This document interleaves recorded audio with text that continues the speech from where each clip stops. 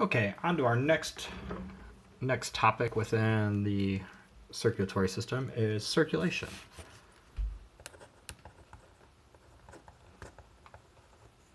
So circulation. We have to have a way of getting blood moving around our body to all of our working tissues, deliver oxygen and nutrients, and remove waste, and have a way to remove those. So at the center of all of this, in order to get it done, is our trusty heart, which we talked about was going to beat on average about 3 billion times during an average lifetime. So let's just draw our heart like so. Remember, our heart has 4 chambers. Let's just make it a little bit bigger. Like that. Our 4-chambered heart. And we need to get the goals of our system is to take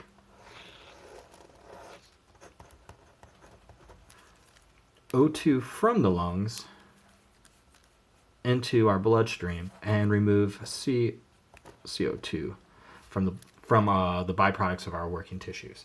So as we know, through cellular respiration, our body uses oxygen that's delivered by the red blood cells.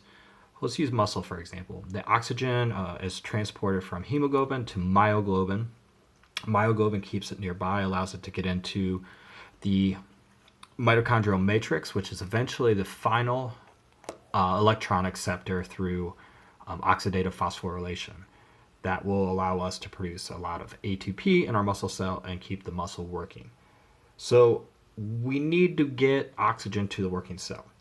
So the first problem is how do we get oxygen from our atmosphere into our bloodstream? So our lungs accomplish that. So we take O2, we breathe it in, comes in, and then we take CO2 and we blow that off. We remove that from the system. So our lungs store it or take it in and allow it to be distributed via our circulatory system. So in our right ventricle, deoxygenated blood, so we're going to say deoxygenated blood is going to travel from the right ventricle into the lungs. The pulmonary capillaries, let's just call this these little things like this. The pulmonary capillaries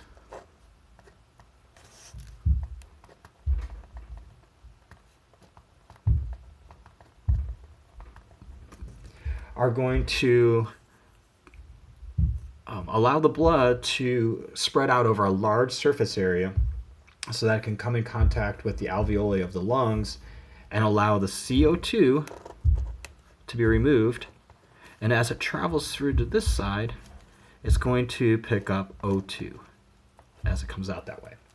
So at this point, our circulation has now that we've taken deoxygenated blood, run it through the lungs, removed the CO2, and picked up oxygen, we're now going to travel back into the right atrium.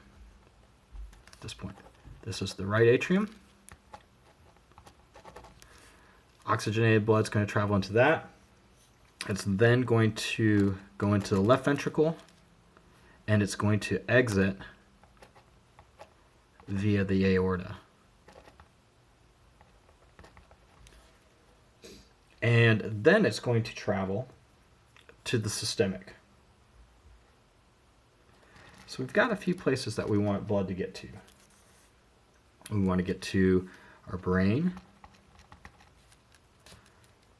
You wouldn't believe it, but the heart needs some blood too. Skeletal muscle, skin, kidneys, other abdominal organs. And then once we get blood to all these places,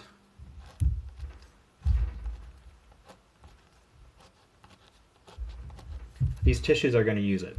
So these are our blood flow. We have approximately 5.5 liters of blood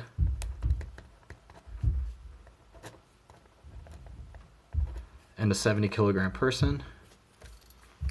And when we're sitting here at rest, our brain's getting about 650 milliliters a minute. The heart gets approximately 215 milliliters a minute.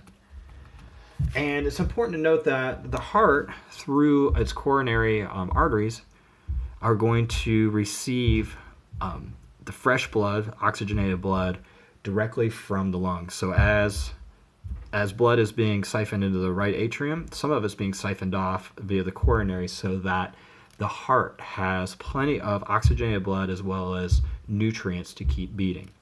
It might be said that the heart gets the best, most fresh blood possible to power the heart. So the coronary arteries on the outside are going to allow the nutrition and oxygen to power the heart. So our skeletal muscle gets about 1.3 liters. So remember the units a minute, or 1,030 milliliters a minute. Skin gets about 430 mils a minute of blood. Kidneys are getting quite a bit, 950 milliliters a minute. Kidneys are almost always filtering. And then the other abdominal organs are getting about 1,200 milliliters a minute. There's some other places, and that accounts for approximately 525 milliliters a minute. And in this case, all this is going to, let's just say it's 5.0 liters. I'll add up to 5.0 liters, and once we've understood that, all of these things need to return. So blood's going to flow that way.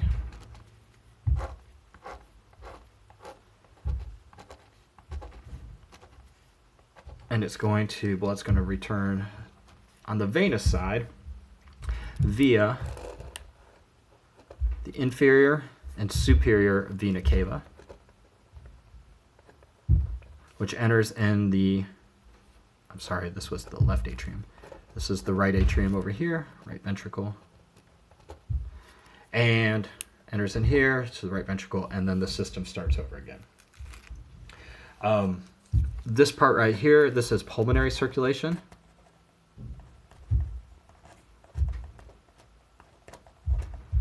And remember that this is a pulmonary artery because it's leaving the heart. And this is a pulmonary vein because it's returning to the heart. So it doesn't always mean that this is full of O2 and this is deoxygenated. So just because it's an artery or vein, you have to determine, is it leaving the heart or returning to the heart? And that will give you the anatomical name on it.